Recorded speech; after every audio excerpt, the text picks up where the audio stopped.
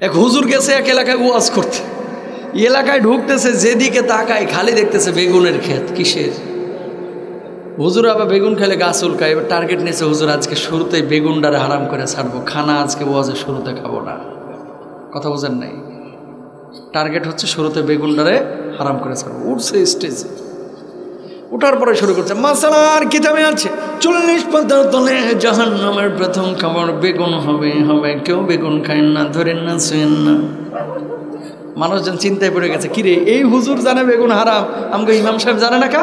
আজকে ওয়াজ শেষ হোক, আজকে ইমামের একদিন কামগো একদিন। কথা বোঝেন নাই? ওয়াজ শেষ হয়েছে 12:30টার দিকে, ইমাম সাহেব নিয়ে গেছে, ইমাম সাহেবকে সভাপতি সাহেব বক্তাকে নিয়ে গেছে। ভাত আর আসে না, কি গো ভাতটাত কি দিবেন না? 12:30 বাজে। হুজুর বসেন, বউ ডিম বাজতে গেছে। 12:30টায় ডিম বাজার মানে কি? খানা সেটা রেডি থাকবে। হুজুর কি বলবো, আমরা মূর্খ সূর্খ মানুষ, যদিও মাহফিল কমিটি সভাপতি বানিয়ে দিয়েছে, আমরা তো জেনারেলি শিক্ষিত। জাহান্নামের প্রথম খাবার যা হবে বেগুন, এটা তো জীবনে শুনি নাই, এটা তো জীবনে শুনি নাই। তা আমার বউ আপনার জন্য বেগুন দিয়ে ইলিশ, পাঙ্গাস, বাতাসি, বোয়েল, শোল, শুটকি, ভালো ভালো সব মাছ বেগুন দিয়ে রান্না করে রাখছে। এই জাহান্নামের বেগুন আপনার সামনে কেমনে দিই?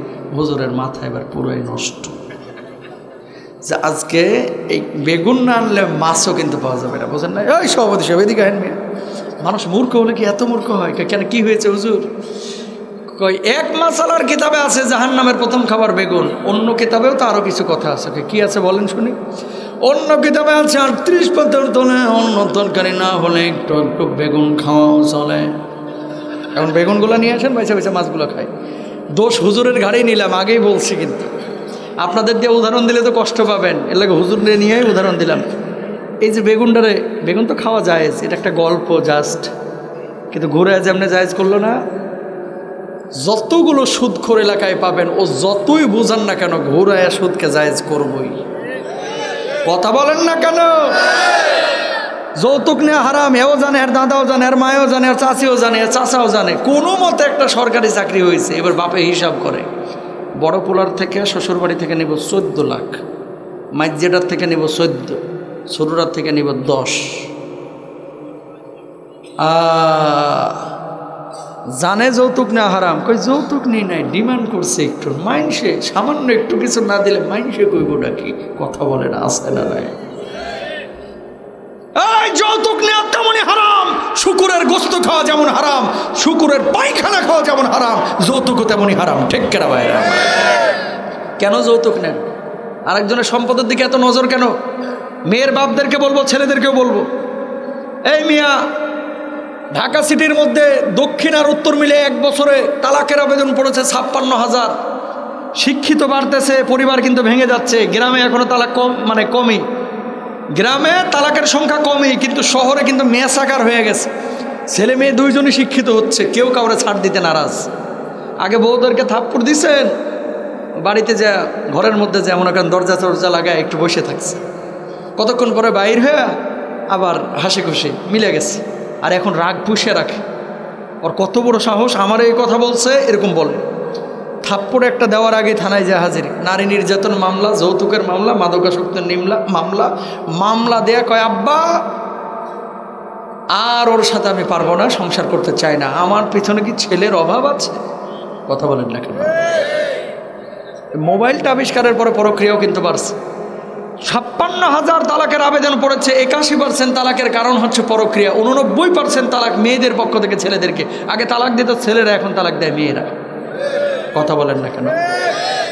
আছে না? যুবকদেরকে কয়েকটা কথা বলি, বাবারা হাতটা জোর করে বলি, বউ যদি ভালো হয় তোমার বাপ মা ভালো থাকবে, বউ যদি ভালো হয় তোমার পরিবারটা জান্নাতের টুকরা হবে, বউ যদি ভালো হয় তোমার ছেলে মেয়ে মানুষ হবে। তুমি যদি ভালো হও তোমার বউ সুখে থাকবে, তুমি যদি ভালো হও তোমার ছেলে মেয়ে ভালো থাকবে, তুমি যদি ভালো হও দিনদার হও তোমার বাপ মা জান্নাতি পরিবেশে থাকবে। টাকা দিয়ে সুখ কিনা যায় না। আবার বলি, টাকা দিয়ে সুখী হওয়া যায় না। সুখী হইতে দিন লাগে, ইসলাম লাগে, কোরআনটাকে লাগে। ঠিক না? আজকে বিয়ে করার ক্ষেত্রে প্রথমেই দেখে কি জানেন? মেয়ের বাপ ছেলে করে কি। কথা কয়? এই জীবনে দেখছেন কোনো মেয়ের বাপকে জিজ্ঞেস করতে বা ঘটককে জিজ্ঞেস করতে যে ছেলে নামাজ পড়ে কিনা? প্রথম প্রশ্ন এটা হয় না। প্রথম প্রশ্ন হচ্ছে ছেলে করে কি। কথা কয় না?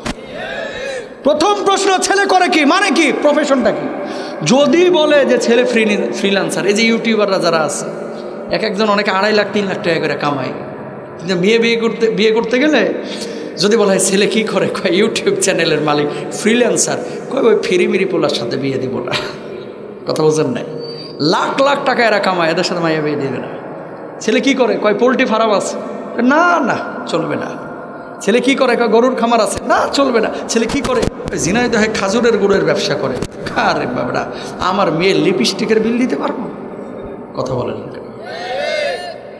আর যদি শুনেছে ছেলে সরকারি চাকরি, দাঁত দুইটা না থাক সমস্যা নাই, ল্যাংড়া হোক লুলা হোক, মনে করে সরকারি চাকরি এটা জান্নাতের চাকরি। ঠিক কেনা ভাইয়েরা? একদিকে পড়তেছেন নামাজ, আরেকদিকে বউকে মেয়েকে ছেড়ে দিয়েছেন। একদিকে পড়তেছেন নামাজ, আরেকদিকে হিন্দু ভোটে দাঁড়াইলে এরও ভোট দেয়, কিন্তু কোরআনের পক্ষের লোকটাকে ভোট দেয় না। তুমি মুনাফেক বিয়া, মুনাফেক। ঠিক আছে না নাই? আয়াতটা যেদিন নাজিল হয়েছে খেয়াল করেন, নাজিলের পরের দিন আবু বকর সিদ্দিক রাদিয়াল্লাহু তাআলা গিয়েছে মদিনার বাজারে। কোনা থেকে ইহুদি ঠেস মেরে মেরে আবু বকরের বলতেছে, কি গো আবু বকর, তোমার আল্লাহ এতদিন বলল তোমার নবীর মাধ্যমে সব কিছুর মালিক তিনি, তোমার নবীও বলছে আসমান বানাইছে তোমার আল্লাহ, জমিন বানাইছে, আমাদেরকে বানাইছে, তোমার আল্লাহ দেখি কালকে ঋণ চাইলো না, তোমাদের ওপরে নাকি আয়াত নাজিল হয়েছে। হাত দিলেন নাকি মাইকে? আগের মতোই রাখছেন? তোমার আল্লাহ যে ঋণ চাইছে মানুষের কাছে, এটা আবার কেমন আল্লাহ? আয়াতের অপব্যাখ্যা করে ইহুদি বলতেছে, বুঝছি তোমার আল্লাহ আসলে একটা ফকির। নাউজুবিল্লাহ বলে। নরম মেজাজের আবু বকর গরম হয়েছে। বেটা, আয়াতের অপব্যাখ্যা করবে না, আল্লাহ এখানে টাকা পয়সা চায় নাই, চাইছে হচ্ছে জান আর মাল, আল্লাহর রাস্তায় দেওয়াকে বোঝাইছে। তো আমার গালি দিয়ে আমি কিচ্ছু বলবো না, আমার বাপ মারা গালি দিবে কিচ্ছু বলবো না, আমার সামনে আমার নবীকে আমার আল্লাহকে কোরআনের আয়াতের অপব্যাখ্যা করবে, আমি আবু বকর কিন্তু হাত গুটায় বসে থাকবো না।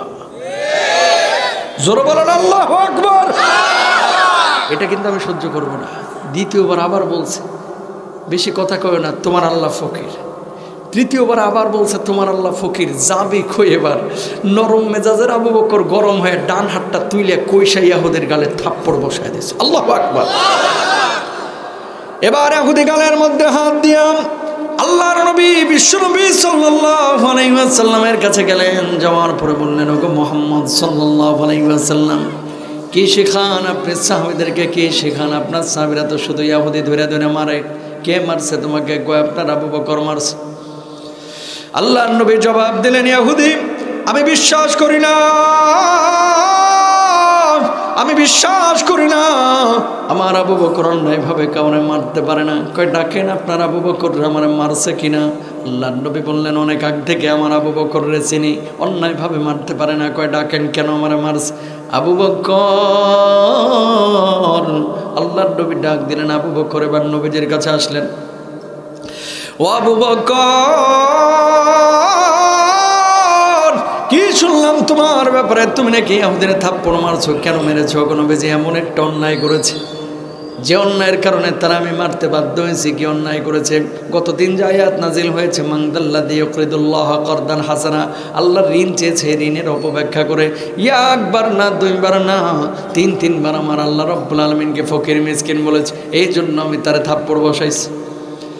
আল্লাহর নবী বললেন, কি রে ইহুদি, কেন আমার আল্লাহ রাব্বুল আলামিনকে গাল বন্ধ করেছিস? কেন আমার আল্লাহ রাব্বুল আলামিনকে গাল বন্ধ করেছিস? ইহুদি জবাব দিল, আপনার আবু বকর মিথ্যা কথা বলছে, আমি সত্য কথা বলছি, আপনার আল্লাহ রাব্বুল আলামিনকে আমি গাল বন্ধ করি নাই। ও আবু বকর, ও তো বলতেছে আল্লাহরে গালি দেয় না। আবু বকর বলতেছে, নবীজি ও গালি দিয়েছে, এখন স্বীকার করতেছে না।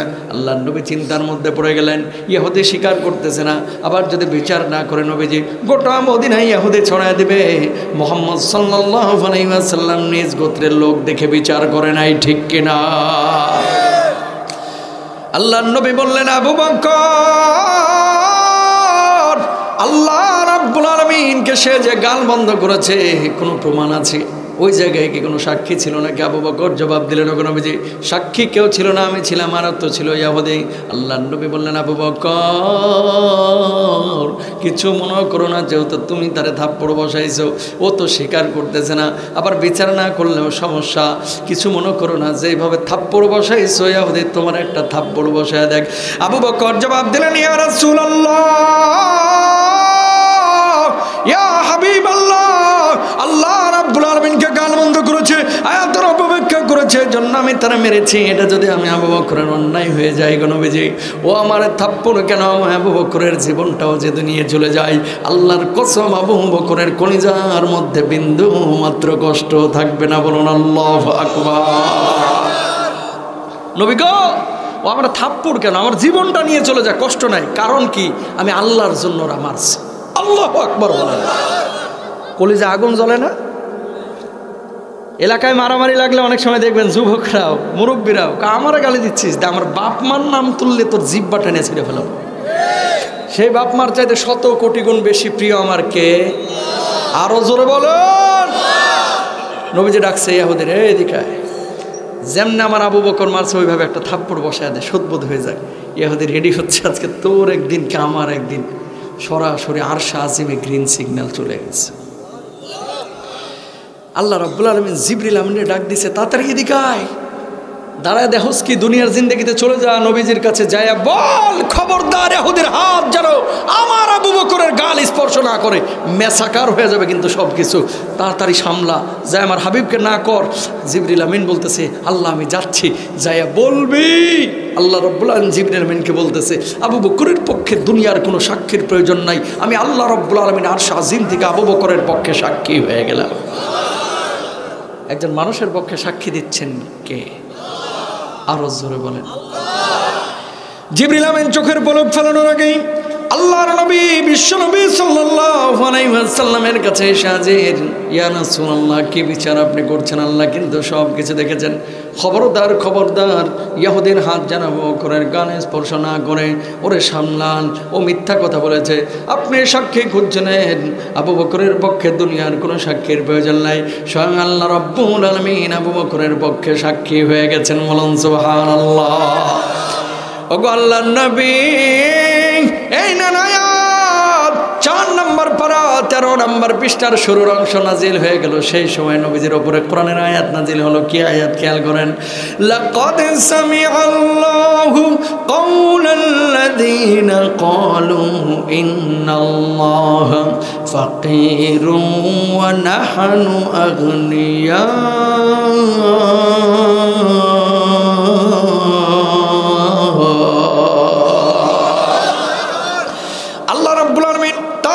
শুনেছেন যে আমার আল্লাহকে ফকির বলেছে, যে আমার আল্লাহকে মিসকিন বলেছে। আমার আল্লাহ ফকির না, মিসকিন না। যারা আল্লাহ রাব্বুল আলামিনকে গাল বন্ধ করে তারাই বড় বড় ফকির, মিসকিন, কুলাঙ্গার, কুল কায়নাতের, ঠিক কিনা? বিচার কি আর দরকার আছে? জবাব আপনাদেরকে এবার দিতে হবে। আবু বকর আপনার আমার চাইতে নামাজ কম পড়তো না বেশি? রোজা তো 2টা কম করতো। তাহাজ্জুদ কম না বেশি? না না, নারায়ণগঞ্জের এমপি সাহেব প্রতিদিন 70 রাকাত তাহাজ্জুদ পড়তেন। কত রাকাত? যেদিন এই কথা উনি বলেছিলেন, ইবলিস মনে হয় 5 দিন ঘুমাইতে পারে নাই। আমি তো আছি শয়তান, আমার যদি এত বড় শয়তান এই পৃথিবীতে আসলো কিভাবে? কথা বলেন না কেন? এটা কি সম্ভব? মুখে দাড়ি নাই, চেহারা শুরুতে ইসলাম নাই, প্রতিদিন 70 রাকাত তাহাজ্জুদ পড়ে, মুখে দাঁড়ায় পানি লয় কিনা এটাও সন্দেহ আছে। কথা বলেন না কেন? তার মানে কি এগুলো মিথ্যা কথা? এগুলো কি মিথ্যা কথা? তাকান, নরম মেজাজের আবু বকর গর্জে উঠেছে, হুঙ্কার বেড়ে উঠেছে, তর্জন দিয়ে উঠেছে, গর্জন দিয়ে উঠেছে। কোন স্বার্থে? আল্লাহর স্বার্থে। বর্তমান বাংলাদেশে যুবকরা এখন অনেকে দাড়ি রাখা শুরু করতেছে, পরিবর্তন হচ্ছে কিন্তু যুবকরা। আহা, এই যুবকদের নিয়ে মুরব্বীরা খালি সমালোচনা করে, অনেক হুজুরও করে, এদের দিয়ে কিচ্ছু হবে না, এরা সারাদিন ভিডিও গেম খেলে, খালি সেরি নিয়ে ঘুরে, খালি সেরা নিয়ে ঘুরে, খালি মোবাইলে আলাপ করে, সারাদিন মোবাইল নিয়ে ব্যস্ত, খালি হতাশার গল্প শোনায়। আমি বলি, এই যুবকরা এরা শুধু যুবক না, এরা বর্তমান বাংলার শ্রেষ্ঠ মুজাহিদ। ঠিক না? বলবেন হুজুর কেমনে? 16টা বছর বিএনপি পারে নাই, জামাত হাসিনাকে খেলাইতে পারে নাই, চেষ্টা করেছিল, হুজুররা পারে নাই, যুবকরা জেগেছে, হাসিনা পালিয়ে দিল্লি গিয়ে পড়েছে। ঠিক না ভাইরা আমার?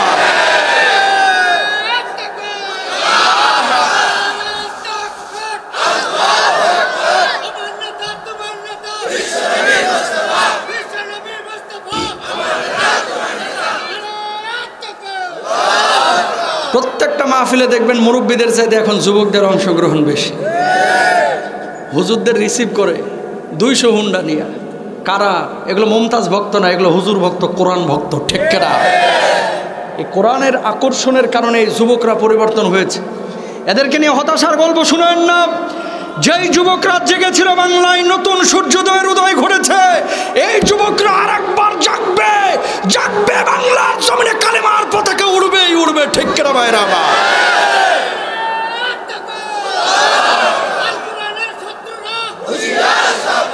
মাশাআল্লাহ। চান কি চান না বাংলার জমিনে কোরআনের আইন বাস্তবায়ন হোক? সবাই চান, সবাই চান। তাকান, মনোযোগ দিয়ে কথাগুলো শুনবেন, কলিজায় লিখে নিয়ে যাবেন। আজকে যে কথাগুলো বলবো, নামাজ পড়া ফরজ, রোজা করা, হজ করা, যাকাত দেওয়া ফরজ। আল্লাহ তাআলা বলেছেন কোথায়? সবাই বলেন। কেন বলাচ্ছি আপনাদেরকে কথাগুলো জানেন? আমি তো ওয়াজ করছি, আপনাদেরকে বলাচ্ছি যাতে করে আপনাদের মুখস্থ থাকে কথাগুলো, এই জন্য বলাচ্ছি। নামাজ, রোজা, হজ, যাকাত এগুলো ফরজ আমরা পেয়েছি কোরআনে। সেই কোরআনে আল্লাহ ফরজ করে দিয়েছে যে আল্লাহর জমিনে আল্লাহর কোরআনের আইন বাস্তবায়ন করা। কথা বলেন ঠিক কিনা? সেই কোরআন আল্লাহ ফরজ করেছে যা আমার জিন্দেগি, এই তোদেরকে যে জীবন দিয়েছে, জীবনে বাপ মার সাথে খারাপ আচরণ করিস না, ভালো আচরণটা করিস, বাপ মার সাথে সদাচরণ করিস, খেদমত করিস। সেই কোরআনই আল্লাহ ফরজ করেছে। যেই কোরআনে নামাজ, রোজা, হজ, যাকাত ফরজ, ওই কোরআনে চোরের বিচার করা ফরজ, ওই কোরআনে ঘুষখোরের বিচার করা ফরজ, ওই কোরআনে আল্লাহর জমিনে আল্লাহর আইন বাস্তবায়ন করা ফরজ, ওই কোরআনে আল্লাহর জমিনে কালেমার পতাকার উড্ডয়ন করা ফরজ, ওই কোরআনে মুনাফিককে সমর্থন না দেওয়া ফরজ, ওই কোরআনে মৃত্যুর চাঁদাবাজকে ভোট না দেওয়া এটাও কিন্তু ফরজ। এটা বাংলার জমিনের মানুষ ভুলে গেছে, ঠিক কিনা ভাইরা? বিএনপি করেন, জামাত করেন, জাতীয় পার্টি করেন, এটা আপনার একান্ত ব্যক্তিগত ব্যাপার। যেটা কোরআনের পক্ষে আমরা তার পক্ষে। কথা বলেন না কেন? আমি গত কয়েকদিন ধরে মাহফিলে বলতেছি, বর্তমান বাংলাদেশে যদি এই মুহূর্তে দাজ্জাল আসতো, 92% মানুষ ঈমান হারা হইতো। বলবেন হুজুর কিভাবে? তাকান, মাত্র 2টা সিঙ্গাড়া আর 1 কাপ কফির জন্য, কোকের জন্য জোহর থেকে নিয়ে মাগরিব পর্যন্ত একটা মিথ্যুক লিডারের স্বীকৃতি দেয়, আমার নেতার চরিত্র ফুলের মতো পবিত্র, স্লোগান দিতে দিতে গলা বসায় ফেলায়। কথা বলেন না কেন? কিসের কারণে? 2টা সিঙ্গাড়া, 1 ঢোক কোক আর 200 টাকা। ও মুসলমান, তুমি কারে বলতেছো এই কথা? তুমি জোহর থেকে মাগরিব পর্যন্ত মিছিল করলা, 2টা সিঙ্গাড়া আর কোকের লোভ সামলাইতে পারলাম না। দাজ্জাল যখন সিরিয়া থেকে তোমার এখানে এসে হাতটা দেখায় বলবে এই যে জান্নাত, তখন ওই জান্নাতের লোভ তুমি কেমনে সামলাইবা? কেমনে সামলাইবা? ঠিক কিনা মুসলমান? সামলাইতে পারবা না। তাহলে ইমানটাকে শুদ্ধ করতে হবে। এই জমিনে যদি কোরআন থাকে, লাভ না ক্ষতি? জোরে বলেন তো। সবাই একমত তো? দুনিয়ার একটা মিসাল দিয়ে শুনেন ছোট্ট করে। আমার সফর ছিল উজবেকিস্তান। ইমাম বুখারী রাহিমাহুল্লাহর কবরটা জিয়ারত করার অনেক শখ ছিল আমার, অনেক আগ থেকে। বুখারায় গেলাম, ইমাম বুখারী রাহিমাহুল্লাহর কবরটা জিয়ারত করলাম। বোঝেন নাই? ওনার যেই এলাকায় খবর, ওই ছোটো ছোটো বাচ্চা দেখলাম, আমার কাছে মনে হয় যে ইমাম বুখারী। সুবহানাল্লাহ বলেন না? 1-2 জন না, 60,000 আলেম ছিল ওই অঞ্চলে সেই সময়। 60,000 আলেম, যারা বড় বড় হাদিসের মুহাদ্দিস, হাদিসের গবেষক। 60,000 আলেম। সোভিয়েত ইউনিয়নের অংশ যখন ছিল, রাশিয়া বেল্টের নাস্তিকগুলো যখন এই দেশটাকে দখলে নিল, প্রথম টার্গেট ছিল যে এই দেশের হুজুরগুলোকে আগে দমাইতে হবে, না হলে এই জমিনে কাজ করা কঠিন হবে। ঠিক কিনা? 60,000 হুজুর আর 3 লক্ষের উপরে মাদ্রাসা ছিল। তাসকান, সামারকান্দ, বুখারা মিলে সমস্ত মাদ্রাসাগুলো বন্ধ করে দিল। এরপরে হামলা দিল কোথায় জানেন? মসজিদে। কয় 5 ওয়াক্ত নামাজ এখানে পড়া যাবে না। তাহলে কি, কোন নামাজ পড়া যাবে? কয় জুমার নামাজে আসতে পারবা, কিন্তু শর্ত আছে। জুমার নামাজে আসার 1 সপ্তাহ আগেই থানায় পারমিশন নিতে হবে। বাংলার জমিনে 16 বছর যেমন মাহফিলের পারমিশন অনেক হিন্দুর কাছ থেকে নিতে হতো। কথা বলেন ঠিক কিনা? যাইয়া স্যার, আমি না শুক্রবারে জুমার নামাজ পড়ব। তো স্যার তো আবার রাশিয়ার কমিউনিস্ট। 2 মাস আগে পড়ছস না একবার, আবার কেন মসজিদে যা? কথা বুঝেন নাই? হুজুরদের থামাইলো, মাদ্রাসাগুলো বন্ধ করলো, মসজিদগুলোকে বন্ধ করে দিল। এরা মনে করেছিল ইসলাম শেষ। আল্লাহ তাআলা 90-এর দশকের পরে আবার মুমিনদেরকে জাগায় দিল। মনে রাখবেন, একবার যেখানে ইমানের শিকড় গাড়ে, আজ হোক কাল হোক, কালেমার পতাকা উড়বেই, মুসলমানরা উড়াবেই। ইসরায়েল আছে, সিরিয়া জয়ী হয়েছে, গোটা মধ্যপ্রাচ্য না, ইউরোপ আবার মুসলমানের দখল আসবে। ঠিক কিনা মুসলমান? ইনশাআল্লাহ বলেন। ইমাম বুখারী রাহিমাহুল্লাহর কবর জিয়ারতের পরে সামারকান্দে এসেছি। জোহরের নামাজের আজান দিল, জোহরের নামাজে ঢুকবো। এই মিয়া, এই পেছনে কথা বলো কেন ভাই? তোমাদের ভালো না লাগলে বাড়িতে যে ঘুমাও, এখানে ডিস্টার্ব করো না প্লিজ। স্বেচ্ছাসেবকদেরকে বলবো একটু খেয়াল করো। আমার বাবার গল্প বলতেছি না এখানে, খাজার গল্প মাজারের গল্প করতেছি না, ইমানের কথা বলতেছি, কোরআন থেকে কথা বলতেছি, দুনিয়ার কিছু মেসাল দিতেছি। সামারকান্দে জোহরের নামাজ পড়তে ঢুকলাম। ঢোকার পরে দেখতেছি মুসল্লিরা সমস্ত মুসল্লিদের পকেটের মোবাইল ফোন মানিব্যাগ পেছনে রেখে সামনে নামাজ আদায় করতেছে। একজনও আরেকজনের মোবাইলে হাত দিল না, মানিব্যাগে হাত দিল না। আমি চিন্তা করলাম আল্লাহ বাঁচাইছে যে মসজিদটা ঢাকার গুলিস্তানের কোনো মসজিদ না। কথা বলেন না কেন? আমার দেশে মসজিদের জুতা নিরাপদ না মুসল্লির, বাথরুমের জুতা নিরাপদ না মুসল্লির, আর ওই দেশে মানিব্যাগ মোবাইলে কেউ তাকাইতেছে না। পার্থক্য একটাই, কোরআন আছে চোর নাই। কোরআন থাকবে না, চোরের আখড়া তৈরি হবে। ঠিক কিনা ভাইরা? কোরআন থাকলে লাভ আছে না? নবীজি বলেছেন কি, ইউসবিহুর রাজুলু মুমিনা ওয়া ইউমসি কাফিরা। সকালবেলায় মানুষ থাকবে মুমিন, সন্ধ্যাবেলায় হয়ে যাবে কাফের। কিছু যুবক দাড়ি রাখা শুরু করেছে, কিছু মানুষ আগে নামাজ পড়তো না, এখন নামাজ পড়া শুরু করেছে, টুপি পরা শুরু করেছে, সুন্নতের উপরে পড়ার চেষ্টা করতেছে, টাকনুর নিচে কাপড় পরতে এখন উপরে পড়া শুরু করেছে। এলাকার কিছু চামার আছে, চামার চায়ের দোকানে বসে আর যুবকগুলোকে সন্দেহের দৃষ্টিতে তাকায় আর কয়, কি রে জামাত শিবিরে যোগ দিছস কবে? কথা বলেন ঠিক কিনা? মহিলা মাদ্রাসা থেকে পড়ে এখন মা বোরকা পরা শুরু করেছে, মেয়ে বোরকা পরা শুরু করেছে। আর একদিকে ওই যে বেপর্দা মহিলা ঠ্যাস মেরে বলতেছে, কি গো ভাবি উমরা টুমরা করে আইছো নাকি? কথা বলেন ঠিক কিনা? গত 16 বছরে এমন হাজার হাজার ঘটনা ঘটেছে। কোরআনের আয়াত নিয়ে তাফসীর চলছে, হাদিসের কিতাব নিয়ে পড়াশোনা হচ্ছে, হঠাৎ গোয়েন্দা বাহিনীর লোকজন এসে ঘেরাও দিয়া সাংবাদিকরা নিউজ করেছে 21 জন জঙ্গি জিহাদি বই সহ গোপন বৈঠকের সময় আটক। কোরআনকে জিহাদি বই বুঝেন কথা? এই দাড়িটা নবীজির সুন্নাহের দাড়ি, এই টুপিটা নবীজির সুন্নাহের টুপি, এই জুব্বাটা নবীজির সুন্নাহের জুব্বা, এই কোরআনটা আল্লাহর কিতাব। বুঝে শুনে কলিজার মধ্যে জায়গা দিয়েছি। কেউ যদি দাড়িকে টুপিকে কোরআনকে জিহাদি বই বলে, জঙ্গির কিতাব বলে, জঙ্গির দাড়ি বলে, 1000 বার জঙ্গি হতে রাজি আছি, আল্লাহ আল্লাহর নবীকে কষ্ট দিতে রাজি নাই। ঠিক কিনা মুসলমান?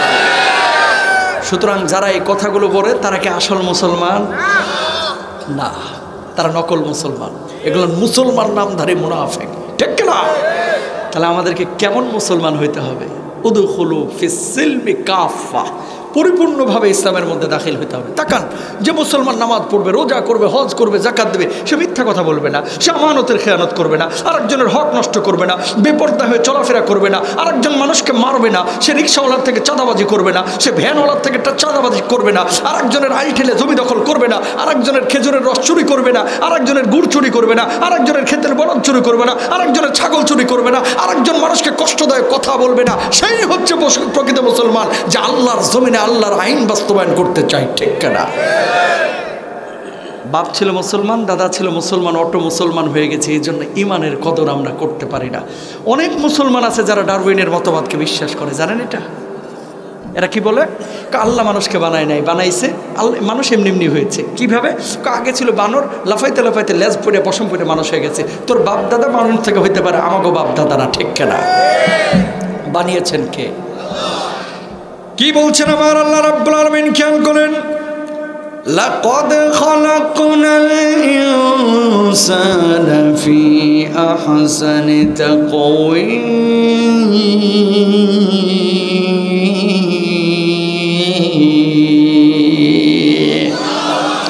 আল্লাহ রাব্বুল আলামিন বললেন, সুন্দর আকার আকৃতি দিয়া, অবয়ব দিয়ে আমি আল্লাহ রাব্বুল আলামিন মানুষকে তৈরি করেছি। খেয়াল করেন, 5টা আঙ্গুল আল্লাহ রাব্বুল আলামিন আপনারা দিয়েছেন। যদি 3টা আঙ্গুল দিতেন, ভাতের লোকমা কিন্তু ধরতে পারতেন না, কোদাল ধরতে পারতেন না, ভ্যান কিন্তু চালাইতে পারতেন না, মোবাইল কিন্তু ধরতে পারতেন না। চোখ আমার আল্লাহ রাব্বুল আলামিন 2টা দিয়েছেন। একটা বার খেয়াল করেন, দুইটা চোখ আল্লাহ রাব্বুল আলামিন যদি না দিয়ে একটা চোখ সামনে দিতেন আর একটা চোখ পেছনে দিতেন তাহলে ভালোভাবে দেখতে পাইতেন না। ও দরদের ভাইরা আমার, মুখের উপরে নাকটাকে আল্লাহ রাব্বুল আলামিন দিয়েছেন, এই নাকটাকে যদি মুখের উপরে না দিতেন, রসগোল্লা খাইতেন, পোলাও খাইতেন, ভাত খাইতেন, গন্ধ কিন্তু পাইতেন না। মুখে যা দিতেন খালি মিডিয়া মিডিয়া লাগতো, মাটি মাটি লাগতো, ঠিক কেনা? একটা বার খেয়াল করেন আমার আল্লাহ, এই নাক যদি মুখের ওপরে না দিয়ে আপনার পিঠের নিচে নিতম্বের ওপরে দিত তাহলে নাকটা কিন্তু গন্ধে থাকতে পারত না, ঠিক কিনা? এতগুলো মানুষ আপনারা বসে আছেন, কারো চেহারার সাথে কারো মিল নাই। সব মানুষকে আল্লাহ রাব্বুল আলামিন আলাদা আলাদা সৌন্দর্য দিয়ে তৈরি করেছে। কিভাবে তৈরি করেছে আমার আল্লাহ রাব্বুল আলামিন? সূরা মুমিনুনের মধ্যে আল্লাহ রাব্বুল আলামিন চমৎকার করে বলে দিয়েছেন, সুম্মা খালাকনান নুতফাতা আলাকাতান ফাখালাকনাল আলাকাতা মুদগাতান ফাখালাকনাল মুদগাতা ইদামা ফাকাসাউনাল ইদামা লাহমা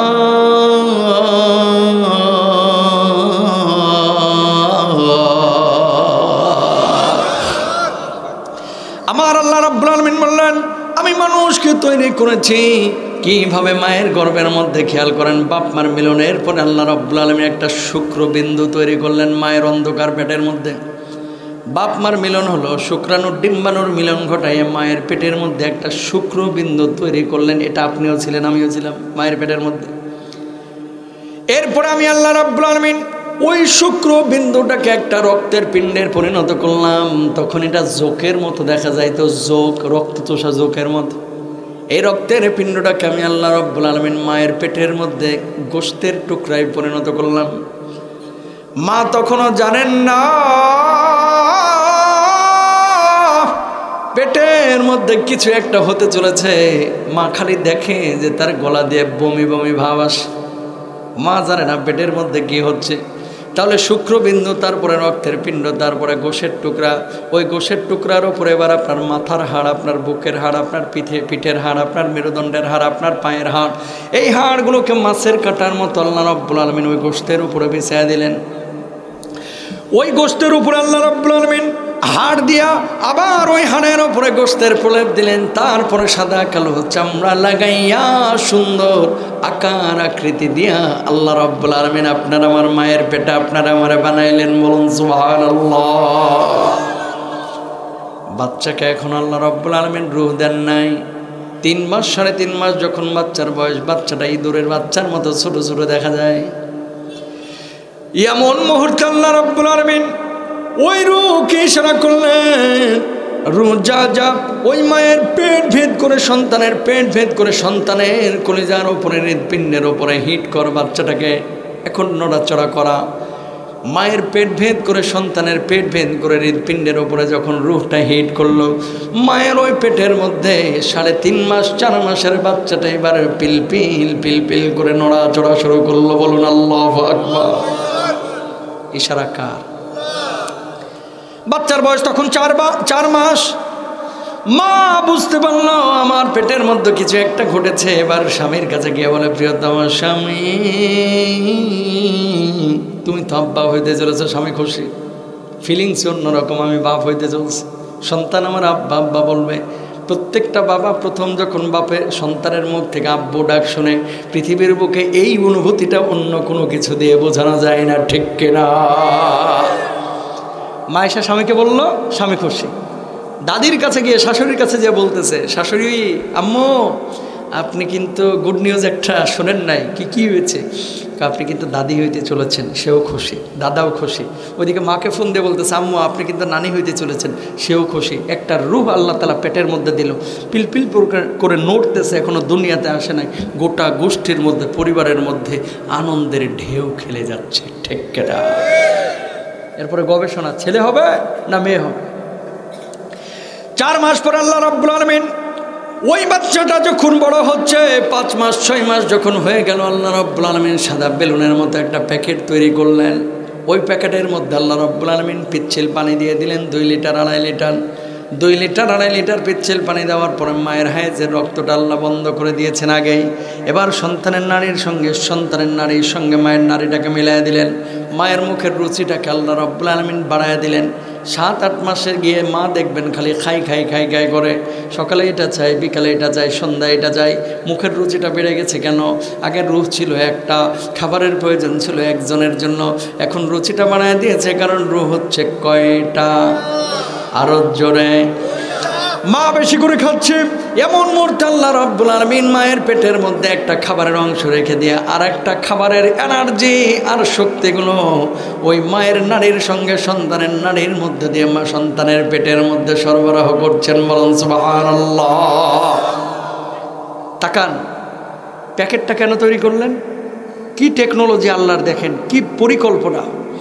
ওই প্যাকেটটা যদি আল্লাহ তৈরি না করতেন, পানি যদি ওর ভিতরে না দিতেন, আপনার মা যখন কাপড় খাচ্ছে, আপনার মা যখন ধান তুলতে যায়, মা যখন রান্না বান্না করে, বড় মাছ কাটে, মুরগি কাটে, এই ঝাঁকুনিতে পেটের সাথে বাচ্চার পিঠ, পেট, মাথা এগুলো চাপ লাগে চিপসের মতো মড়মড় করে ভেঙে যাওয়ার কথা ছিল। কথা বলেন না কেন? এখন না হলে ঘষি মেরে আপনার থোতা ভস্কানো যায় না, তখন কিন্তু আপনার হাড় এত শক্ত ছিল না ভাই, ভেঙে যাওয়ার কথা ছিল না, রুহ বাইর হয়ে যাওয়ার কথা ছিল। তা আল্লাহ তাআলা ওই প্যাকেটটা তৈরি করে ওইটাতে বানাইলেন ইন্টেনসিভ কেয়ার ইউনিট। সুবহানাল্লাহ বলেন না? ওই কেয়ার ইউনিটের মধ্যে আল্লাহ তাআলা পানি দিয়ে বাচ্চাটার ভাসায় দিলেন। মা এখন যতই লাফালাফি করে বাচ্চা আর ব্যথা পায় না। মা ডানে গেলে বাচ্চা চলে যায় বামে, মা বামে গেলে বাচ্চা চলে আসে ডানে, মা বসলে বাচ্চা চলে যায় উপরে। মা যখন ঘুমায় বাচ্চা টুস টুস করে পেটের মধ্যে লাথি মারে, গোতা মারে, মা কষ্ট পায়। উপর থেকে স্বামীও বুঝতে পারে যে বাচ্চা পেটের মধ্যে নড়তেছে। ইশারা কার? আরো জোরে বলেন আল্লাহু আকবার। তাহলে যে জালেমগুলো এই কথা বলে যে মানুষকে আল্লাহ বালাই নাই, মানুষ এমনি এমনি হয়েছে, ডারউইনের মতবাদ যারা বিশ্বাস করে, ওর বাপ দাদা বানর থেকে হইতে পারে, আমাগো বাপ দাদারা, ঠিক না? ইমান থাকবে? এটা যদি কেউ বিশ্বাস করে ইমান থাকবে? তাকান, ছেলে কখনো হয় বাপের মতো, মেয়ে কখনো হয় বাপের মতো, বাচ্চা হওয়ার পরে কোনোটা হয় বাপের মতো, কোনোটা হয় মায়ের মতো। এখানে ইবনে কাসির রাহিমাহুল্লাহ ব্যাখ্যা করেছেন কি, বিশেষ মুহূর্তে যদি বাপ মার সম্পর্ক যখন স্থাপিত হয়, বাপেরটা যদি আগে নির্গত হয়ে যায় ছেলেটা হয় বাপের মতো, আর মায়েরটা যদি আগে নির্গত হয় ছেলে মেয়ে মানে বাচ্চাটা হয় মায়ের মতো। জোরে বলেন সুবহানাল্লাহ। বাপ মা দুইজনই সুন্দরী, ছেলে হয়েছে একেবারে কালাচান, কালো। কিরে এইটা কি তোকে বাচ্চা, চেহারায় দেখি কোনো মিল নাই। এটার ব্যাখ্যা আছে কি, এই ছেলের দাদি, দাদির মা বা তার মা, দাদা বা দাদার বাপ বা তার বাপ, নানি, নানির মা বা তার মা, 2, 3, 4 পুরুষ আগে তো আপনি জানেন না যে ওরা দেখতে কেমন ছিল। জেনেটিক্যাল একটা বিষয় এখানে আছে যে তার পূর্বের বংশের কেউ তার মতো ছিল, আল্লাহ তাআলা ওই রকম চেহারা তারে বানায় দিয়েছেন। জোরে বলেন সুবহানাল্লাহ। এই জন্য অনেক সময় বাপ মার চেহারার সাথে সন্তানের চেহারা মেলে না। কি কথা চিন্তা করতে পারেন? কত বড় টেকনোলজি, প্রযুক্তি আল্লাহ তাআলা এই পেটের মধ্যে রেখেছে। দুনিয়ার কোনো রোবট, কোনো বিজ্ঞানী পেটের মধ্যে বাচ্চাকে নিয়ন্ত্রণ করতে পারবে? তাহলে আমাদের স্রষ্টাকে, জোরে বলেন। তো পীরের কাছে গিয়ে সিজদা দেন কেন? মাজারে গিয়ে সিজদা দেন কেন? বানিয়েছেন যিনি, বিধান চলবে তার, ভোট হবে তার জন্য, সেই আল্লাহর আইন বাস্তবায়নের জন্য চেষ্টা চালাবো। কোন মাজার খানকায় গিয়ে সিজদা দেব না, ঠিক কেনা বাইরা? সিজদা দিব কাকে? আল্লাহকে। বুঝছেন কথা? এই জন্য আল্লাহ তাআলা কোরআনুল কারিমে বলেছেন, আফাতুমিনুনা বিবাদিল কিতাব ওয়া তাকফুরুনা বিবাদ। এরা কিছু অংশ মানে কোরআনের, কিছু অংশ মানে না। এই যে হুজুররা যখন সুদ নিয়ে ওয়াজ করে, ম্যাক্সিমাম মানুষই জানে যে সুদ খাওয়া হারাম, তারপরে এটারে ঘুরায় পেঁচায় ওষুধ খাবেই। কথা বলেন না কেন? রূপালী ব্যাংক চলতেছে সুদের উপরে, পূবালী ব্যাংক চলতেছে সুদের উপরে, জনতা ব্যাংক সুদের উপরে, বাংলাদেশ ব্যাংক সুদের উপরে, আর হুজুর আছে, হুজুর অর্থনীতি বুঝে, বুড়ি আঙ্গুলের সমানো দাম দেয় না হুজুর রে, ইমাম রে। যতই বোঝান না ঘোরায় জায়েজ করতে চায় হারাম। কিরকম লোক আছে না নাই? ছোট একটা গল্প মনে পড়ে গেল, বলবো না। দোষ হুজুরের গাড়ি নিয়ে এক হুজুর গেছে এক এলাকায় ওয়াজ করতে। এলাকায় ঢুকতেছে, যেদিকে তাকায় খালি দেখতেছে বেগুনের ক্ষেত। কিসের? হুজুর আবার বেগুন খেলে গাছ উল্কায়। এবার টার্গেট নিয়েছে হুজুর আজকে শুরুতেই বেগুনটারে হারাম করে ছাড়বো, খানা আজকে ওয়াজের শুরুতে খাবো না। কথা বোঝেন নাই? টার্গেট হচ্ছে শুরুতে বেগুনটারে হারাম করে ছাড়বো। উঠছে স্টেজে, ওঠার পরে শুরু করছে, মাসালার কিতাবে আছে 40 পাতার তলে জাহান্নামের প্রথম খাবার বেগুন হবে। কেউ বেগুন খায় না, ধরেন না, ছুঁয়েন না। মানুষজন চিন্তায় পড়ে গেছে, কিরে এই হুজুর জানে বেগুন হারাম, আমগো ইমাম সাহেব জানে না কা? আজকে ওয়াজ শেষ হোক, আজকে ইমামের একদিন কামগো একদিন। কথা বোঝেন নাই? ওয়াজ শেষ হয়েছে 12:30টার দিকে, ইমাম সাহেব নিয়ে গেছে, ইমাম সাহেবকে সভাপতি সাহেব বক্তাকে নিয়ে গেছে।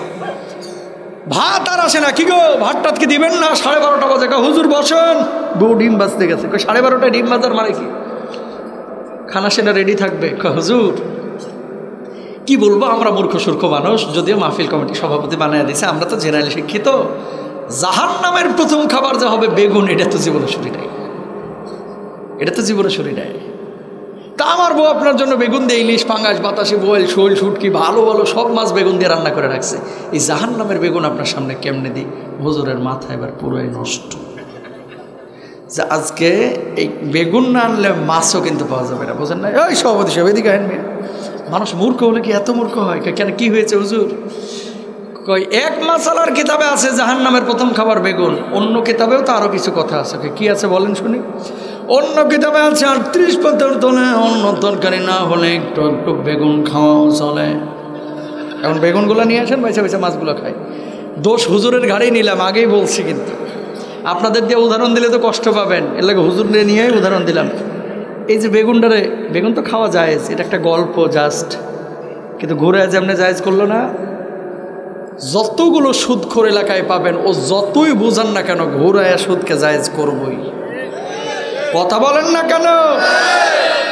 যৌতুক নেওয়া হারাম, এও জানে, এর দাদাও জানে, এর মায়ও জানে, এর চাচিও জানে, এর চাচাও জানে। কোনো মতে একটা সরকারি চাকরি হয়েছে, এবার বাপে হিসাব করে, বড় পোলার থেকে শ্বশুরবাড়ি থেকে নেব 14 লাখ, মাইজেটার থেকে নেব 14, ছোটরার থেকে নেব 10।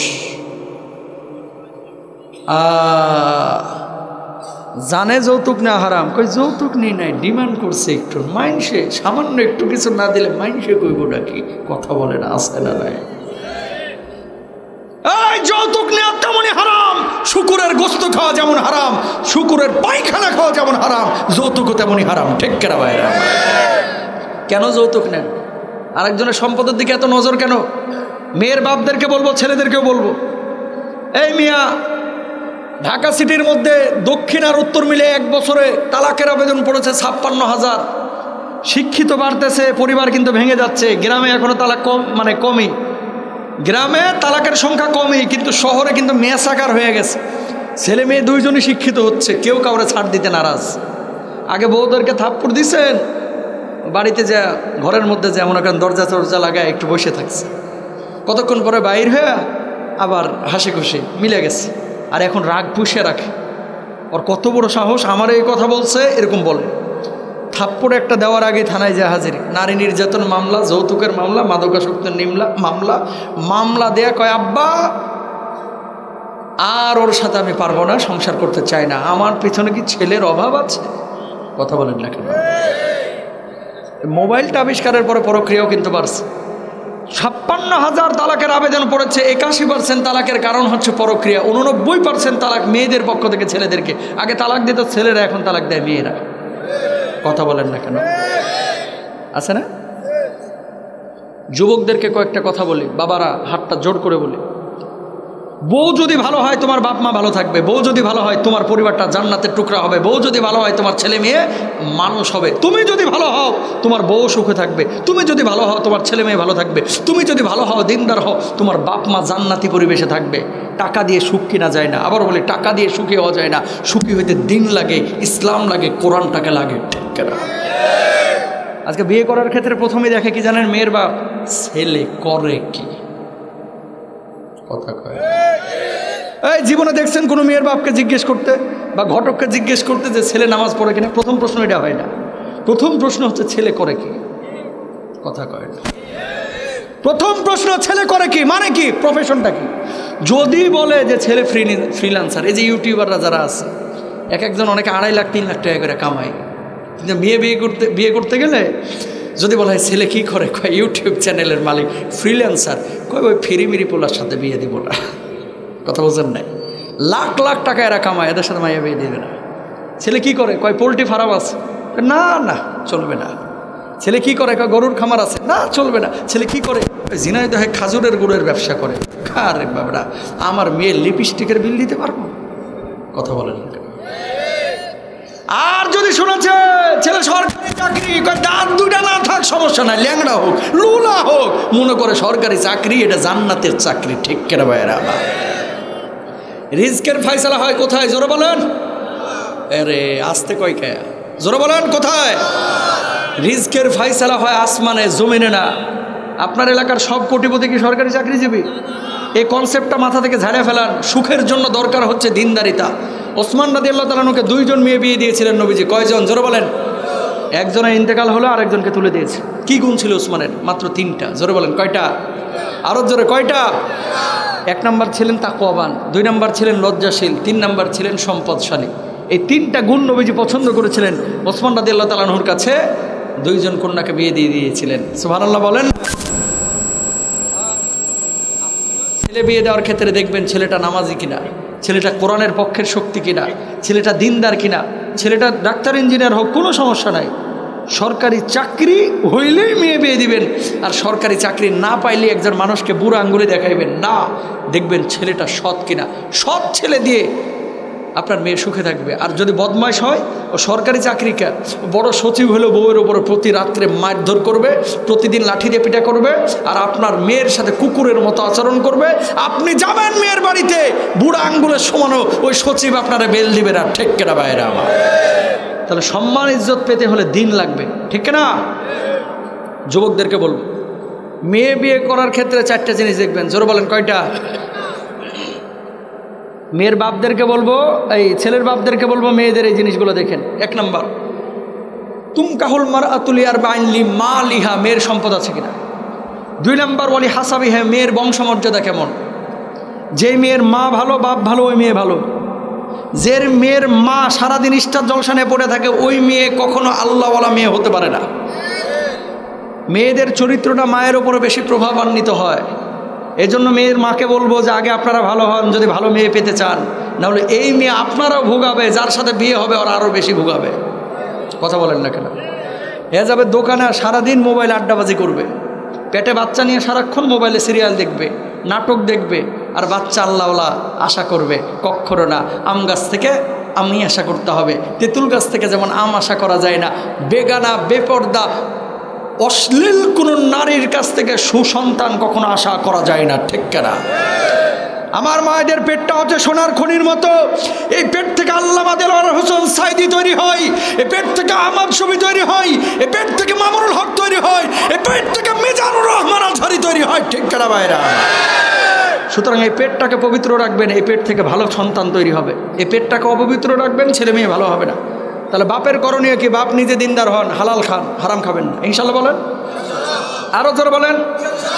2 নম্বর হচ্ছে বউদেরকে দিনদার করতে হলে কোরআনের পক্ষে রাখতে হবে, দিন নিয়ে আলোচনা করতে হবে, মুজাকারা করতে হবে। তাহলে ওই পরিবারের মধ্যে দিন থাকবে। এখন তো দিন নাই ভাই, মোবাইল আছে আর টিভি আছে। টিভি কম দেখতেছে, এখন মোবাইলই তো সব। সারাক্ষণ আড্ডাবাজি, সারাক্ষণ। কিভাবে ছেলে মেয়ে ভালো হবে? কিভাবে ভালো হবে? তাহলে 2 নম্বর বললাম কি? অলি হাসাবিহা, মেয়ের বংশমর্যাদা দেখতে হবে। 3 নম্বর, অলি মালিহা, মেয়ের সম্পদ আছে কিনা, এটাও দেখতে হবে। কুফু মিলাইতে হবে। খুব বেশি তারতম্য থাকলে বিয়েতে যাবেন না। ছেলে এবং মেয়েদেরকে বলি, আপনি ধরেন 2 লক্ষ টাকার মালিক, আর আপনি বিয়ে করার স্বপ্ন দেখছেন 32 লাখের। ওখানে বেল পাবেন না, আপনারা পাত্তা দেবে না, কুকুরের মতো আচরণ করবে। কথা বলেন ঠিক কিনা? আপনার সাধ্য আছে দই আর মিষ্টি নিয়ে যাওয়ার, আর ওরা আশা করবে যে মহিষ নিয়ে আসতেছে। বোঝেন নাই? ঈদের সময় আপনি দাওয়াত দিয়ে 3টা তরকারি খাওয়াইতে পারেন, আর 32 লাখের যার কাছে বিয়ে দিয়েছেন ওর 3 তরকারিতে হয় না, ওর 23টা পদ লাগে। আপনি পারবেন না, পরে আপনারা দাওয়াতও দিবে না, আপনারা বেলও দিবে না, পাত্তাও দিবে না। এটাই চূড়ান্ত বাস্তব কথা। ঠিক কিনা ভাইয়েরা আমার? তাহলে কি করতে হবে? কুফু মিলানোর যে বিষয়টা, আপনার যতটুকু সামর্থ্য অতটুকু দেখে আপনি বিয়ে দিবেন। 4 নম্বর হচ্ছে বলে দিন ইহা, মেয়ের দিনদারিতা দেখতে হবে। মেয়ে নামাজ পড়ে কিনা, মেয়ে কোরআন পড়ে কিনা, মেয়ে দিনের উপরে আছে কিনা, মেয়ের মা নামাজ পড়ে কিনা। কোনো মেয়ের মা যদি নামাজ না পড়ে, কোরআন না পড়ে, ওই মেয়েকে বিয়ে করেন না। বুঝেন নাই কথা? কোনো মেয়ের মা যদি নামাজ না পড়ে, ওই মেয়েকে বিয়ে করেন না। আমি এর জন্য ওকে বলতেছি না যে ও দুনিয়ার বাইরে চলে যাক, না। এটা শাসন, তাকে নামাজ পড়তে হবে। এটা শাসন। কারণ তুমি মুসলমান দাবি করো অথচ নামাজ পড়ো না, তুমি আল্লাহর সাথে গাদ্দারি করেছো। মানুষের সাথে জামাইয়ের সাথে গাদ্দারি করতে কিন্তু টাইম লাগবে না, ঠিক কিনা? Be careful. সঙ্গী নির্বাচনে ভুল করেছেন তো জীবন শেষ। টাকা আসবে, পকেট ভরা টাকা পাবেন, বাড়িতে ঢুকবেন মেজাজটা হয়ে যাবে খিটখিটে, বউকে দেখলেই মেজাজ গরম। কেন? দিন নাই। তাহলে কোরআন অনুযায়ী, দিন অনুযায়ী জীবনযাপন করা আপনার আমার প্রত্যেকেরই জরুরি, ঠিক কিনা? বাপ ছিল মুসলমান, দাদা ছিল মুসলমান, এই জন্য অটো মুসলমান হয়ে গেছি, তাই ইমানের কদর আমরা করতে পারি না। আল্লাহ নবীর যুবক সাহাবী ইমান এনেছে নবীজির উপরে। তারপরে দেখেন কি হলো। নবীজির কাছে আসলেন, আসার পরে বললেন, ইয়া রাসূলুল্লাহ, আমার বাপ ছিল মূর্তি পূজারী, আমার চাচা মূর্তি পূজারী, আপনার উপরে ঈমান আনবো, আল্লাহর উপরে ঈমান আনবো। আপনার বয়ান শুনে, আলোচনা শুনে আমার ভালো লাগছে, আপনি আমার কালেমা পড়ায় দেন। আল্লাহ নবী কালেমা পড়ায় দিলেন, কালেমা পড়লেন। কালেমা পড়ার পরে এবার বাড়িতে ফিরে গেলেন।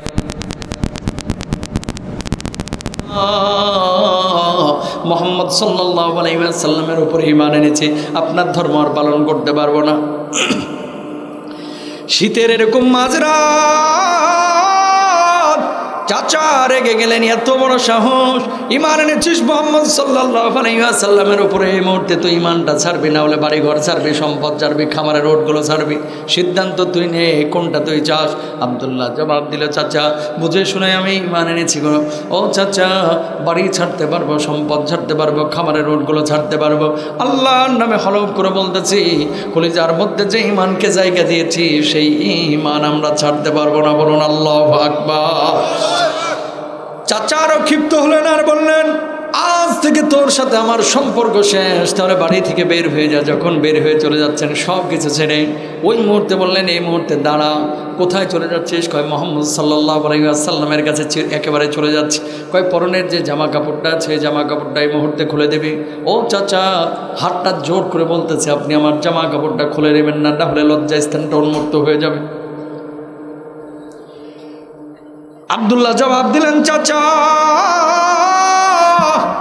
বাড়ি ছাড়লাম, খামারের উটগুলো আপনারা দিয়ে দিলাম, পৈতৃক ভিটা দিয়ে দিলাম, জামা কাপড়টা প্লিজ আপনি খুলে নেন না, খেতে শীতের রাত, অন্যদিকে আমার লজ্জাস্থানটা উন্মুক্ত হয়ে যাবে। মায়া জন্মাইল না, মায়া জন্মাইল না। কয় না না, এখন জামাটা খুলবে। সঙ্গে সঙ্গে জামাটা খুলে দিলেন, তাও ঈমান ছাড়লেন না। উলঙ্গ শরীর নিয়ে বুড়ি মা ছিল, বিছানা কত অসুস্থ মানুষ। ওই বুড়ি মার কাছে গিয়ে বললেন, মা ঈমান আনার কারণে আমার চাচা আমার বাড়ি কেড়ে নিয়েছে, সম্পদ কেড়ে নিয়েছে, খামারের ওটগুলো কেড়ে নিয়েছে, এমনকি পরনের জামা কাপড়টা পর্যন্ত কেড়ে নিয়েছে। ও মা, সব কিছু আজকে ছেড়ে তোমার কাছে এসেছি গো মা। ও মা, তোমার কাছে একটা চাদর হবে নাকি? যে চাদরটা দিয়ে লজ্জাস্থানটা ঢেকে আমি আল্লাহ নবীর দরবারের দিকে যাব। মা এক টুকরা চাদর দিলেন, ওই চাদরটা দিয়ে লজ্জাস্থানটা কোনো মতো ডাকলেন। লজ্জাস্থান ঢাকার পরে আল্লাহ নবী সাল্লাল্লাহু আলাইহি ওয়াসাল্লামের বাড়ির দিকে রওনা হলেন। নবীজি তখন তাহাজ্জুদের নামাজের জন্য জাগ্রত হয়েছেন। নবীজি সালাম ফিরানোর পরে দেখতে পেলেন একজন যুবক আল্লাহ নবীর বাড়ির সামনে দাঁড়ানো, থরথর করে কাঁপতেছে। আল্লাহ নবী বললেন, যুবক কি নাম, কি নাম তোমার? তোমার এত রাতের অন্ধকারে চিনতে পারলাম না। যুবক জবাব দিল, নবীজি আমার নাম হচ্ছে আব্দুল্লাহ, গতদিন ঈমান এনেছিলাম, ঈমান আনার কারণে আমার চাচা আমার এই অবস্থা করেছে, আমার বাড়ি কেড়ে নিয়েছে, সম্পদ কেড়ে নিয়েছে, খাবারের নোটগুলো কেড়ে নিয়েছে। ও আল্লাহর নবী থেকে ছাড়ি নাই, বলুন আল্লাহু আকবার। নবীজি বললেন, আব্দুল্লাহ এই জায়গায় দাঁড়াও। ঘরের মধ্যে গেলেন, নবীজির চোখ দিয়ে টপ টপ টপ টপ করে পানি পড়তেছে। নবীজির মনটা খারাপ হয়ে গেল। ইয়ামানি ডোরা কাটা একটা চাদর, যেটা নবীজি নিজে ব্যবহার করতেন, এই চাদরটা নিয়ে এসে আব্দুল্লাহর গায়ের উপরে দিয়ে বললেন, আব্দুল্লাহ রে, আমি নবী আজকে থেকে এই চাদরের মালিক তোরে বানায় দিলাম। বলুন আল্লাহু আকবার।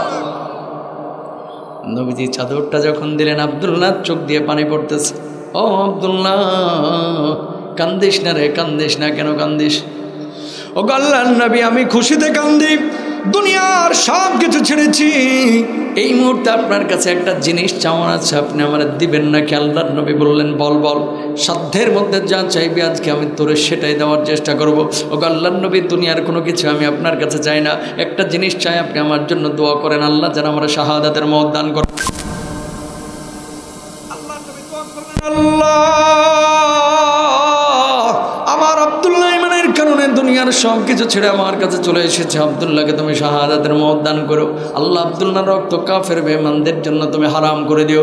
নবী সাল্লাল্লাহু আলাইহি ওয়াসাল্লাম যখন দোয়া করছেন, এবার আব্দুল্লাহ বলছেন, ওগো নবীজি, আমি শহীদ হইতে চাইলাম, কিন্তু আমার রক্ত কাফের বেঈমানদের জন্য কেন হারাম? কেউ যদি ঘরের বিছানাতেও মারা যায়, আল্লাহ রব্বুল আলামিন তারেও শাহাদাতের মর্যাদা দেন। বলুন সুবহানাল্লাহ। কয়েকদিন পরে তাবুকের যুদ্ধের ডাক পড়েছে, সব সাহাবীদের সঙ্গে সাহাবীও গিয়েছে। যাওয়ার পরে প্রচণ্ড জ্বরে আক্রান্ত হলেন, জ্বর উঠছে শরীরে, জ্বরে আক্রান্ত হয়ে দুনিয়া থেকে বিদায় নিয়ে চলে গেছেন। আল্লাহর নবী তখনও জানেন না তার ইন্তেকাল হয়ে গেছে। মাগরিবের নামাজের পরে আবু বকর লাশটারে গোসল দিচ্ছেন তাঁবুর পাশে। নবীজি ওই রাস্তা দিয়ে হেঁটে যাচ্ছেন, নবীজি তখনও জানেন না। ও আবু বকর, কে মারা গেছে কিছুই তো জানলাম না, কিছুই তো জানলাম না, কার ইন্তেকাল হয়েছে? আবু বকর জবাব দিলেন, যে আপনার সাহাবী আব্দুল্লাহ দুনিয়া থেকে জ্বরে আক্রান্ত হয়ে ইন্তেকাল হয়ে গেছে, মারা গেছে, চলে গেছে। নবীজির চোখ দিয়ে পানি, আল্লাহর নবী ফুপিয়ে ফুপিয়ে কান্দা শুরু করলেন। নবীজির মাথা নিচু হয়ে গেল। কতক্ষণ পরে লাশ গোসল নিচ্ছ, ভালো কথা, খবরদার জানাজার নামাজ পড়াইবে না। আবু বকর বললেন, ওগো নবীজি, কোনো সাহাবীর ব্যাপারে এমন কথা কোনোদিন আপনি বলেন না, তার জানাজার নামাজ পড়াইবে না, এর ব্যাপারে কেন বলতেছেন? আল্লাহর নবী জবাব দিলেন, আবু বকর, আমার আব্দুল্লাহর জানাজার নামাজের ইমামতি আমি নবী নিজেই করব। বলুন আল্লাহু আকবার। আল্লাহর নবী জানাজা পড়ায়া দিলেন। জানাজার পরে নবীজি কবরের মধ্যে সবার আগে নামলেন। আবু বকর এ পাশে নামো, ওমর এ পাশে নামো। কবর একটা পৃথিবীর শ্রেষ্ঠ তিনজন মানুষ সেই কবরের মধ্যে। জোরে বলেন না সুবহানাল্লাহ। লাশটা আমার হাতে দাও। লাশটা নবীজি হাতে নিয়ে বলছে, আল্লাহ, এ আব্দুল্লাহর উপর আমি খুশি আছি, আল্লাহ তুমিও খুশি হয়ে যাও। সুবহানাল্লাহ। আর কিছু লাগে? লাশ দাফনের পরে যার যার তাঁবুতে শেষে চলে গেছে। আবু বকর নড়ে না, কবর উপরে এভাবে থাপ্পড় মারতেছে। সাহাবীরা বলে, আবু বকর কবরে থাপ্পড় মারেন কেন? আবু বকর জবাব দিল, কি কপাল নিয়ে জন্ম নিয়েছিল রে আবু বকর আব্দুল্লাহ, আমি আবু বকরের লাশটা আজকে আব্দুল্লাহর লাশের জায়গায় কেন হলো না? আল্লাহু আকবার। ইমানের কারণে দুনিয়ার সব ছেড়েছে, ইমান ছাড়ে নাই। ও দরদের ভাইয়েরা আমার, মহিলা প্যান্ডেল আছে নাকি আপনাদের? আমার মা বোনদেরকেও বলি, একদিকে ইমান আর একদিকে দুনিয়া। দেখেন, ইমানের দাবিতে সব ছাড়তে যে মানুষটা পারে, সেই মানুষটাই আসল মুসলিম, সে মানুষটাই আসল মুমিন, ঠিক কিনা? আর দুনিয়ার আকাম কুকাম হারাম সব করবেন, আর খালি নামাজ পড়ে মনে করবেন আমি তো সাচ্চা মুসলমান, ফরফরা জান্নাতে চলে যাব। এটা ভণ্ডামি, ভণ্ডামি, ভণ্ডামি, ঠিক কিনা? নবীজি যখন মদিনায় গেলেন না, তাকান, দুইটা ছোট ছোট বাচ্চা নবীজির কাছে আইছে। এসে বলতেছে, কি গো, আপনারা তো মদিনায় দেখি নাই এর আগে? পিচ্ছি পোলাপান অনেক সময় আমাদের কাছে মুসাফা করতে আইসা, পিচ্ছি না ছোট, এই আপনার বাড়ি কোথায়, এরকম আর কি, এখানে তো আপনারা দেখি নাই কোনো দিন, মানে একটু শক্ত করে। নবী সাল্লাল্লাহু আলাইহি সাল্লামকে দুই পিচ্ছি বাচ্চা এসে বলতেছে মদিনায় হিজরতের পরে, কি গো, আপনারা তো মদিনায় দেখি নাই কখনো, আপনার বাড়ি কোথায়? আল্লাহর নবী ছোট বাচ্চাকে বলতেছে, আমার বাড়ি মক্কায়। আপনি মদিনায় কেন এসেছেন? কয়, মক্কার মানুষ না আমাকে অত্যাচার করে জুলুম করে বের করে দিয়েছে, তাই মাতৃভূমি ছুড়ে আমি চলে এসেছি। বাচ্চা দুটো বলতেছে, সবচেয়ে বেশি জুলুম করছে আপনার উপরে কেডা? কয়, যে আমার উপরে বেশি জুলুম করছেন নাম হচ্ছে আবু জাহেল। কয়, থাকে কই? কয়, মক্কায়। আপনি এত ভালো মানুষ, তারপরও আপনারা মারছে, জুলুম করছে, কোনোদিন আবু জাহেল্লারে আমরা খালি পাইয়া লই। আল্লাহু আকবার বলেন না। নবীজি থাকা শুরু করলো। কয়েকদিন পরে বদরের যুদ্ধ। বাচ্চা দুইটা আইসা, বাচ্চা দুইটাকে, এক নম্বর হচ্ছে মাহাজ আর একটা হচ্ছে মহাজ, দুই ভাই। একটার বয়স 8 বছর আর একটার বয়স হচ্ছে 10 বছর। বদরের যুদ্ধের দিন সমস্ত মানুষগুলো নবীজির সাথে জিহাদে যাবে, এই জন্য রেডি হচ্ছে। দুইটাই কানাঘোষা করতেছে, কিরে ওরা দেখে সবাই যুদ্ধে যায়, আমরা কি যাবো না? আমগো আব্বা তো মরে গেছে, আব্বাই জীবিত থাকলে হয়তো আব্বাই যাইতো, এতগুলো মানুষ যাচ্ছে ভালো মানুষটার সাথে যুদ্ধ করতে, আমরা বাড়িতে বসে থাকবো কেন? চল আমরাও জিহাদে যাই, আমরাও যুদ্ধে যাই। কয়, আগে মায়ের কাছ থেকে পারমিশনটা নিয়ে আসি। দুই ভাই দৌড়ায় গেছে, গেটে নক করছে, গেট খুলে দেখে মা কান্দে। আম্মা, কান্দেন কেন? কয়, বাজান রে, আজকে মুহাম্মদ সাল্লাল্লাহু আলাইহি ওয়াসাল্লাম জিহাদের ডাক দিয়েছে, বদরের যুদ্ধে সাহাবীরা যাবে। আজকে তোর বাপটা থাকলে জিহাদের ময়দানে যাইতো। এই জন্য আমি আক্ষেপে কাঁদতেছি যে তোরা তো ছোট বাচ্চা, বড় হলে তোদেরকে জিহাদে পাঠাইতাম। ছোট দুই ভাই বলতেছে, মা আগে থেকেই সিদ্ধান্ত আমরা নিয়েছি, আমরা ছোট হয়েছি কি হয়েছে, আমাদের অন্তরের ঈমানটা অনেক বড়, মা তুমি আমাদেরকে পারমিশন দাও, আমরা ওই নবীজির সাথে বদরের যুদ্ধে যাব। বলুন আল্লাহু আকবার। মা পারমিশন দিয়ে দিছে, যা বাজান যা, যা চলে যা, ওই নবীর সাথে যা। সিরিয়ালে সবাই দাঁড়াইছে, ল্যাংড়া লুলা কানা ফকির মিসকিন গরিব ধনী যা আছে সব যে সিরিয়ালে দাঁড়াইছে। এটা তো যুদ্ধের ময়দান, ওয়াজের ময়দান না যে সবাইকে অ্যালাউ হবে। জিহাদের ময়দানে তাদেরকে অ্যালাউ করা হবে যারা শক্তিশালী, ঠিক কিনা? আল্লাহ নবী একটা একটা করে পারমিশন দিচ্ছে। বড় ভাই যেটা ছোটটারে কইছে, শোন তুই পিছনে যা দাঁড়া, সামনে থাইস না, নাহলে দুইটারে এক লগে দেখলে দুইটারই না করে দিবে। বড়টা কি করছে, পায়ের গোল্লা তালুর উপরে খাড়া করে ভর করছে যেন একটু বড়টা দেখা যায়। সুবহানাল্লাহ বলবেন না? নবীজি চোখের দিকে তাকায় আছে, কি গো বাবা তুমি না ছোট মানুষ, তুমি জিহাদে যাইয়া কি করবা? আল্লাহর নবী, কারো বাপ আছে, কারো ভাই আছে, কারো খালু আছে, কারো মামু আছে, প্রত্যেকটা বাড়ি থেকে একজন না একজন এসেছে। আমার বাড়িতে আমার বাপ নাই, আমার মা ছাড়া, মা তো জিহাদের ময়দানে যেতে পারবে না। ও আল্লাহর নবী, নিজের রূহটাকে আপনার কাছে আজকে সঁপে দেওয়ার জন্য, আল্লাহর কাছে নাজরানা দেওয়ার জন্য শাহাদাতের তামান্না নিয়ে এসেছে। বলুন আল্লাহু আকবার। নবী সাল্লাল্লাহু আলাইহি ওয়াসাল্লাম তাকায় আছে, জিহাদের ময়দানে তুমি যেতে চাও? তোমার তো বাপ নাই, মার খেদমতটা করবে কে? যাও মায়ের খেদমত করো, যুদ্ধের সব পাবা। আল্লাহর নবী আগেই ব্যবস্থা করে রেখেছি। মায়ের কাছে গিয়েছিলাম, যে দেখি মা কাঁদতেছে যে তোর বাপ জীবিত থাকলে আজকে জিহাদের ময়দানে যাইতো। আম্মাকে বলেছে, আম্মা আমরা দুইজন যাইতে চাই। মা পারমিশন দিয়েছে। আল্লাহর নবী বললেন যে যা, আমিও তোরে পারমিশন দিয়ে দিলাম, যা জিহাদের ময়দানে যা। বলুন আল্লাহু আকবার। 10 বছরের যুবক, যুবক না কিশোর, শিশু, জিহাদে যাওয়ার জন্য রেডি। 313 জনের মধ্যে সেও আছে। 8 বছরের ভাইটা 4-5 জন পরে সিরিয়ালে এসেছে। আল্লাহর নবী বলতেছে, বড় ভাইরে পারমিশন দিছি, তোর দেওয়া যাবে না, বাড়িতে যা, তোর মায়াক। ইয়া রাসূলুল্লাহ, যাওয়ার জন্য কি এসেছি? ছোট্ট মানুষ, 8 বছর মাত্র বয়স। আল্লাহর নবী আমার ফিরে দিয়েন না প্লিজ। না তুমি পারবা না জিহাদের ময়দানে যুদ্ধ করতে। জিহাদ যুদ্ধ খেলতামাশার বিষয় না। নবীজি আপনি জানেন না আমার শক্তি কত, ওই বড়টা আমার সাথে পারে না, একটু আমার সাথে জিহাদের লড়াইয়ে লাগাইয়া দেন, দেখেন পারবে না। আল্লাহ নবী বলছে, সত্যি বলতেছে? কয় হ্যাঁ, লাগাইয়া দেন না। এই বড়জন এদিকে আসো, লাগো তো ওর সাথে একটু, দেখি ও পারে কি না। কানের কাছে যে বলতেছে, ভাই তোর বয়স 10, আমি কি তোর লোকে পারবো? আমি জাতা মারলে তুই আমার নিচে আংলায় পড়ে যাইস। আল্লাহু আকবার বলবেন না? 8 বছরের বাচ্চা জিহাদের ময়দানে যাবেই যাবে। সুবহানাল্লাহ বলবেন না? বড় ভাই আইসা আইসে কেবল, ছোটটা কি করছে, ল্যাং মেরে একেবারে ধাপ করে মারছে, ছাত করে পড়ে গেছে, যাইতে ধরছে। আল্লাহর নবী পারমিশনকে এখন দিবেন না, দেখলেন না বড়টাই পারে না, ও যদি পারমিশন পায় আমি কেন পাবো না? আল্লাহর নবী বলছে, কথা তোর লজিক আছে, যুক্তি আছে, যা তোরেও পারমিশন দিয়ে দিলাম। 2 ভাই জিহাদের ময়দানে গিয়েছে। মুসলমানদের ঘোড়ার সংখ্যা মাত্র 8টা, কাফেরদের সংখ্যা হচ্ছে 1000, হাজার হাজার ঘোড়া, শত শত ঘোড়া, তরবারি 1000-এর উপরে। মুসলমানদের 313 জন, তরবারি মাত্র 2টা, ঘোড়া মাত্র 8টা। 313 জনের মধ্যে 2টা তরবারিকে ভাগ করলে প্রতিজন 22টা করে পায়। জিহাদের ময়দানে গিয়েছে 2টা তরবারি নিয়ে, 8টা ঘোড়া নিয়ে, 313 জন সাহাবী। 2 ভাই যে আব্দুর রহমান ইবনে আওফরে বলতেছে, চাচা কি হয়েছে ভাতিজা, এত ছোট বয়সে জিহাদের ময়দানে আইছো? আজকে খেলা হবে চাচা। কথা বোঝেন নাই?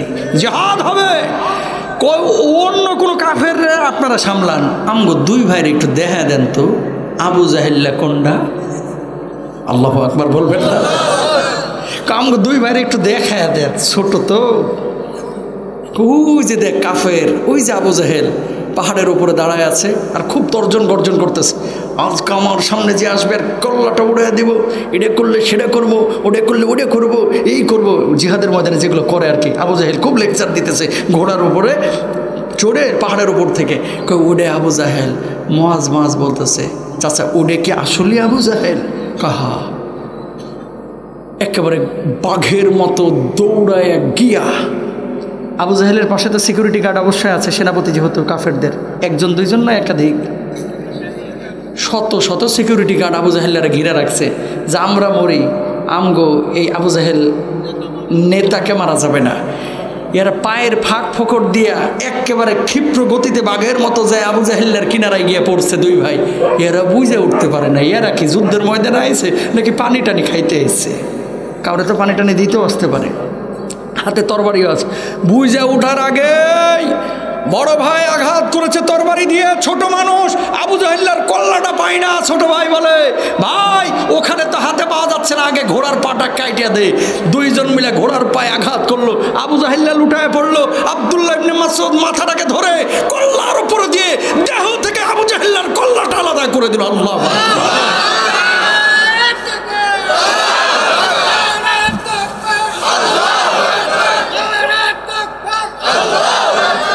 ছোট্ট বাচ্চা মায়ের কাছে বিদায় নিয়ে গিয়েছে, আবু জাহেল্লা শেষ।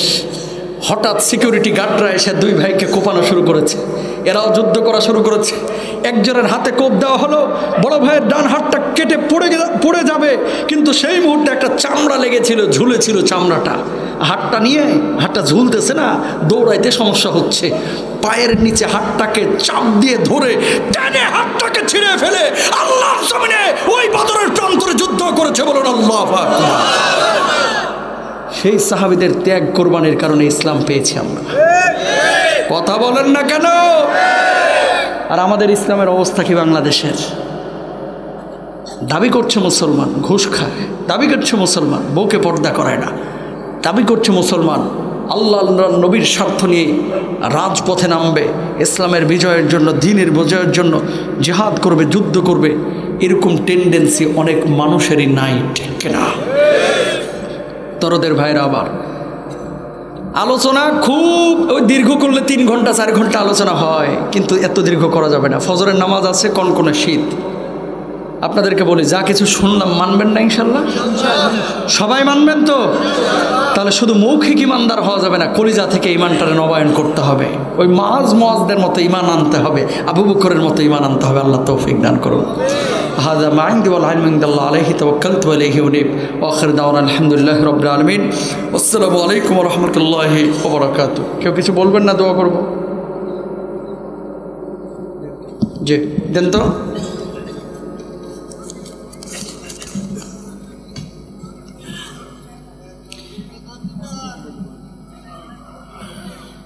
প্রথম প্রশ্নের জবাব হয়েছে, সুদ নিয়ে অনেক আলোচনায় হয়েছে। আর ইমাম মাহদী কি বাংলাদেশে আসবেন কিনা? দেখেন, বাংলাদেশ, ভারত, পাকিস্তান বলে হাদিসে কোনো কথা নাই। এই পুরো অঞ্চলকে বলা হয় হিন্দ। যেমন শাম কয়টা দেশ?